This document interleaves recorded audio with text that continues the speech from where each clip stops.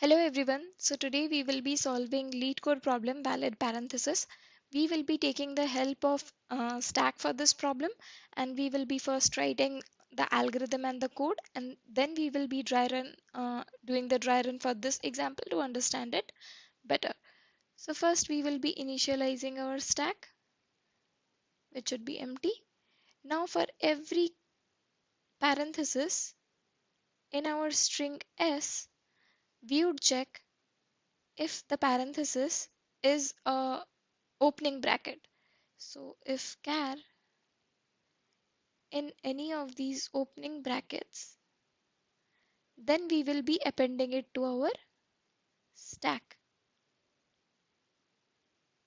So in our stack, we would just be keeping the opening parenthesis. So we will have a else if condition where anything would be present in the stack, we would be checking for the similar closing parenthesis. Now suppose we have not got any opening parenthesis in the we have not got any opening parenthesis in the string. Suppose our string has got something like just a closing parenthesis. So we have not got any opening parenthesis, so it won't be appended to the stack. So our this else if condition where we would be having nothing in the stack, like we would be having anything in the stack and we would be searching for closing parenthesis. Now, if these two conditions don't meet, that is, we are just having a closing parenthesis, so we will be having a else condition where we would just be returning false.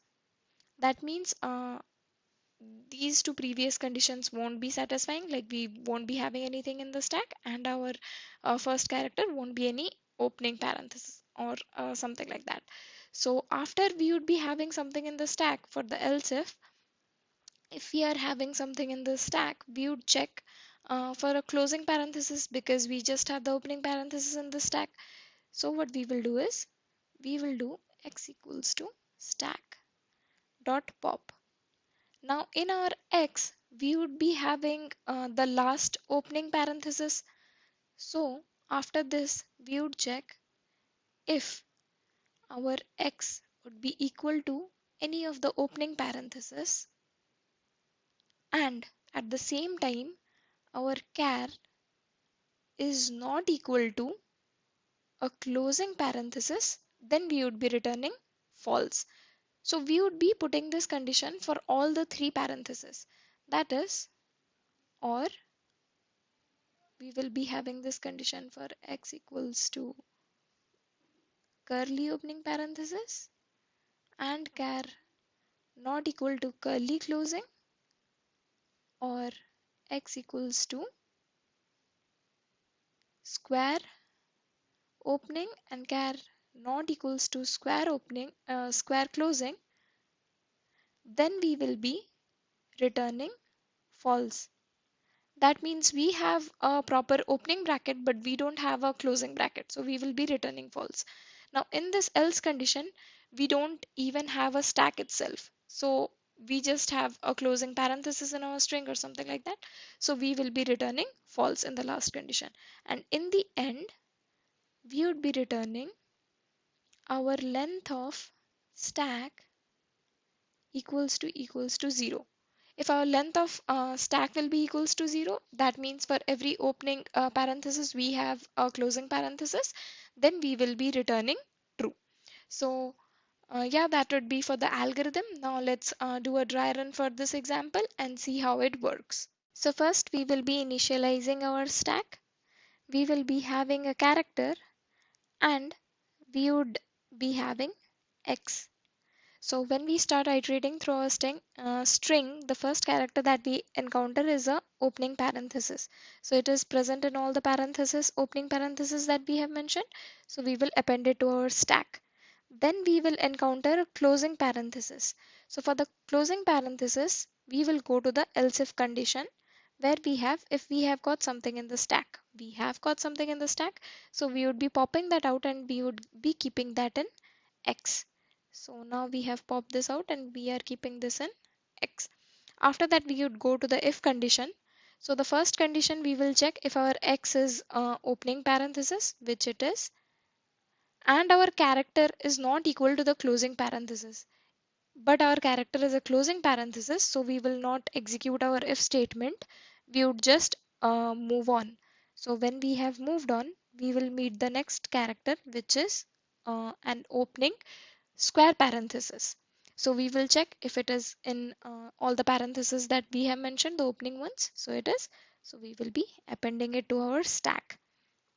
Then we will encounter square closing parenthesis.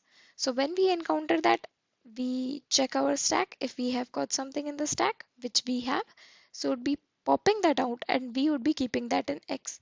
So now our X is updated to square parenthesis opening one. Now we will check if our X is a square parenthesis opening one, which it is, and our char is not equal to a closing parenthesis, but our character is a closing parenthesis square one. So we will not be returning false, we would be moving on to the next character. So when we move on to the next character, we would encounter a curly opening parenthesis, which is present in the opening parenthesis that we have mentioned. So we will be appending it to our stack. Then what will happen? We would be going on to the next character, that would be a curly closing parenthesis. So we will be coming to this and we have got something in the stack. So we would be popping out the last one and we would be keeping it in our X. So we have popped this out and we have kept it in X. Now we will check our if condition. So our X is a opening parenthesis true, but our character is not like our character is a closing parenthesis.